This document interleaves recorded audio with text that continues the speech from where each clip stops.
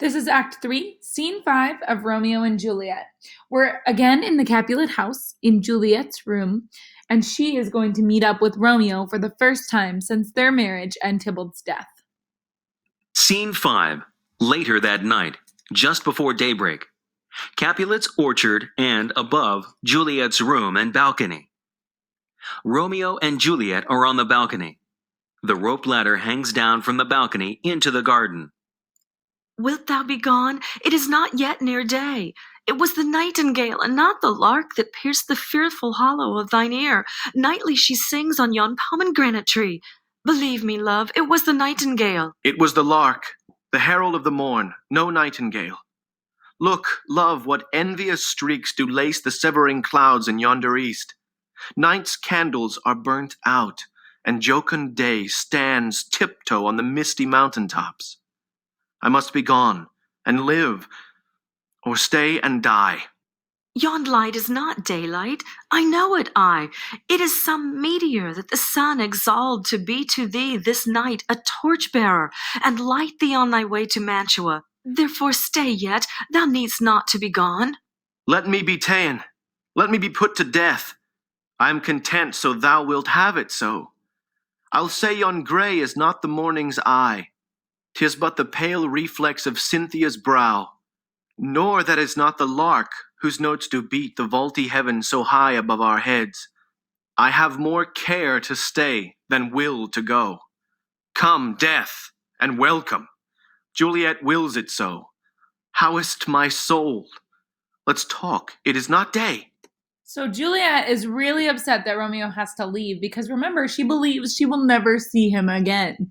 So she doesn't want him to leave. She doesn't want it to be morning because remember, Romeo has to leave before it is morning so that he doesn't get caught by the guards who are guarding Verona and get sentenced to death for not leaving when the prince asked him to. So Juliet says, no, it's not the nightingale, which is a bird that sings only at night, but it is not the lark, which is a daytime bird, but it was the nightingale, which is a bird that sings only at night. And so Romeo says, no, I have to leave or I will die. And she's like, no, it's not daytime. And he goes, oh, okay, well then I'll stay. And I don't care if I die. Then Juliet all of a sudden has this realization that the sky is getting light. And so she suddenly realizes he needs to leave now. It is. Hie hence, be gone away. It is the lark that sings so out of tune, straining harsh discords and unpleasing sharps. Some say the lark makes sweet division. This doth not so, for she divideth us. Some say the lark and loath toad change eyes.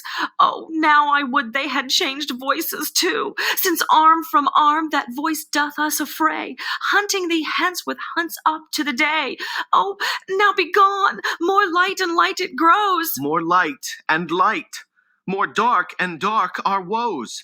So remember, we talked about light and dark imagery being part of the text.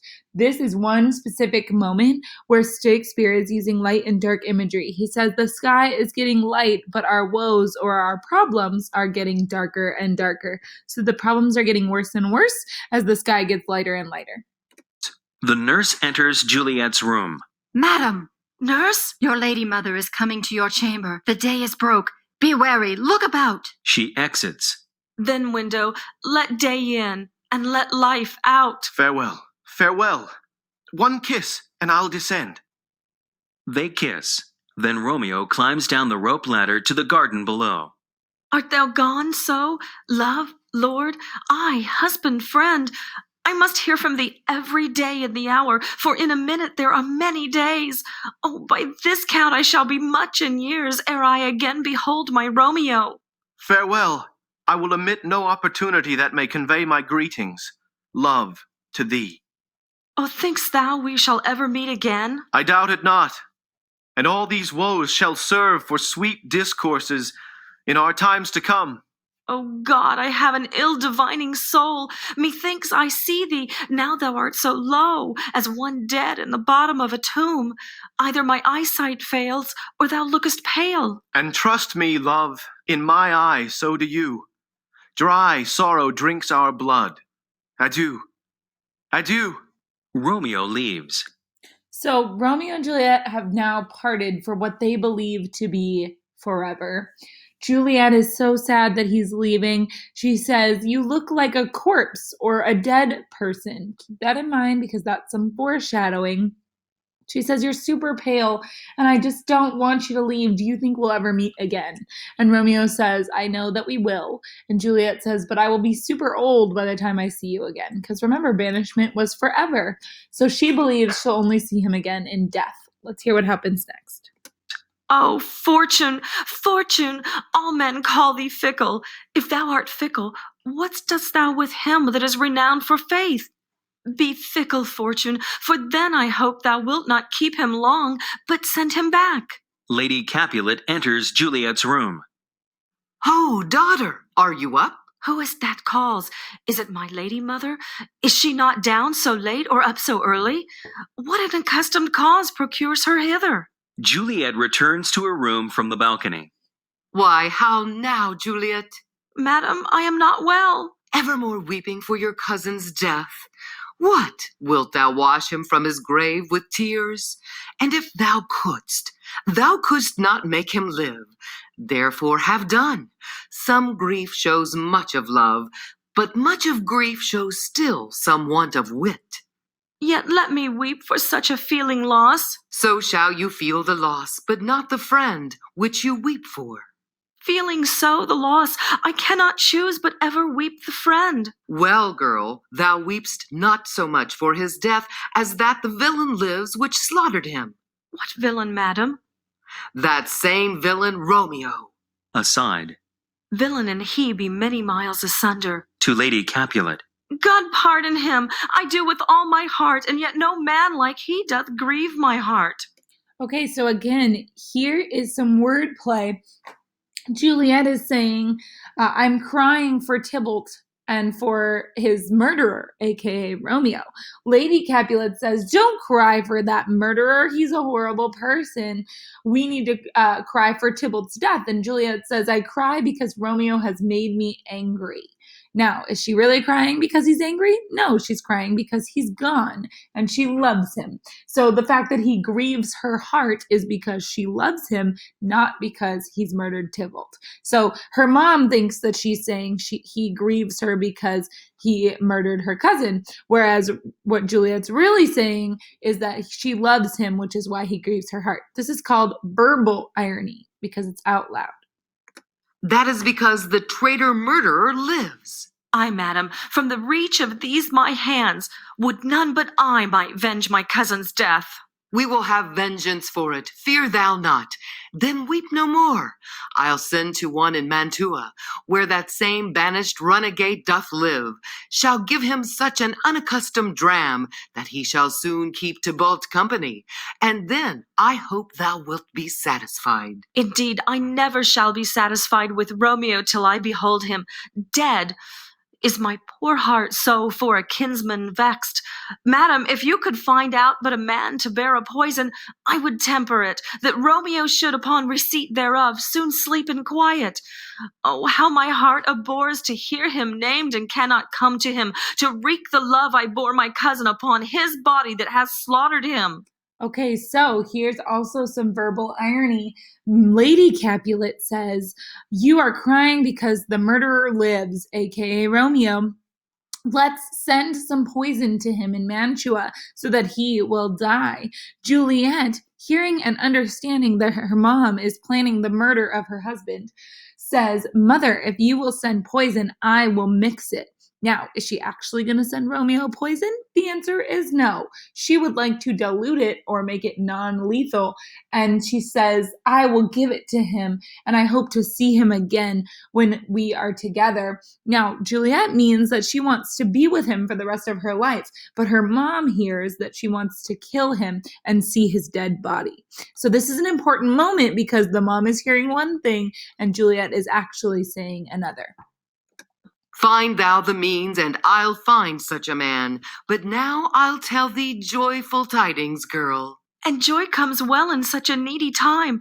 What are they, beseech your ladyship? Well, well, thou hast a careful father, child, one who, to put thee from thy heaviness, hath sorted out a sudden day of joy, that thou expects not, nor I'd looked not for. Madam, in happy time. What day is that? Marry, my child, early next Thursday morn, the gallant, young, and noble gentleman, the County Paris, at St. Peter's Church, shall happily make thee there a joyful bride. So Mom says your father is such a loving dad that he wants to make you happy in this time of sadness. So he's decided that you will marry Paris on Thursday in St. Peter's Church. Now watch carefully for Juliet's reaction, because Mom is going to be confused as to why Juliet reacts this way when we know that Juliet is already married and therefore cannot marry Paris. Now by St. Peter's Church, and Peter too, he shall not make me there a joyful bride. I wonder at this haste that I must wed, ere he that should be my husband comes to woo. I pray you tell my lord and father, madam, I will not marry yet, and when I do, I swear it shall be Romeo, whom you know I hate rather than Paris. These are news indeed. Here comes your father. Tell him so yourself, and see how he will take it at your hands. So Juliet says, no, I will not marry Paris. I would rather marry Romeo, whom you know I hate. She's lying. She loves him. And I will not marry Paris. Why are you making me do this right after Tybalt's death? Now, Lady Capulet and Lord Capulet are going to be very upset about this. So let's hear what they have to say. The only one who knows that Juliet is married in this room is the nurse. Capulet and the nurse enter. When the sun sets, the earth doth drizzle dew. But for the sunset of my brother's son, it rains downright. How now? A conduit girl? What, still in tears? Evermore showering? In one little body thou counterfeits a bark, a sea, a wind. For still thy eyes, which I may call the sea, do ebb and flow with tears. The bark thy body is, sailing in this salt flood, the winds thy sighs, who, raging with thy tears, and they with them, without a sudden calm will overset thy tempest-tossed body. How now, wife? Have you delivered to her our decree? Aye, sir, but she will none. She gives you thanks. I would the fool were married to her grave. Soft, take me with you. Take me with you, wife. How? Will she none? Doth she not give us thanks? Is she not proud? Doth she not count her blessed, unworthy as she is, that we have wrought? So worthy a gentleman to be her bride? Not proud you have, but thankful that you have. Proud can I never be of what I hate, but thankful even for hate that is meant love.